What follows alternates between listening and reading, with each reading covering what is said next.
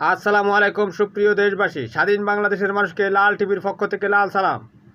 আপনারা ইতিমধ্যেই জেনেছেন, ময়মনসিংহ সীমান্ত দিয়ে পালিয়ে যাওয়ার সময় ৭১ টিভির প্রধান মোজাম্মেল বাবু এবং ভোরের কাগজের প্রধান শ্যামল দত্ত এই দুইজনকে জনতা গণধোলাই দিয়ে পুলিশের সোপর্দ করেছে। এই দুই জঙ্গি সবসময় শেখ হাসিনার সংবাদ সম্মেলনে গিয়ে শেখ হাসিনাকে তেলবাজি করত।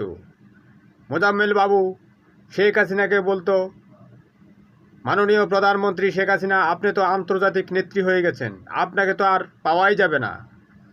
এই দুই পতিতা মূলত শেখ হাসিনার গুম খুন, ছাত্রলীগ, যুবলীগ, জঙ্গি লীগের হত্যা, দর্শন, খুন, রাহাজানিকে সারা বাংলাদেশব্যাপী মিডিয়া ট্রায়ালের মাধ্যমে বৈধতা দিত। সাংবাদিকতার মহান পেশাকে এরা ভুলুণ্ঠিত করেছে। এরা জঙ্গি। এই সমস্ত জঙ্গি যাতে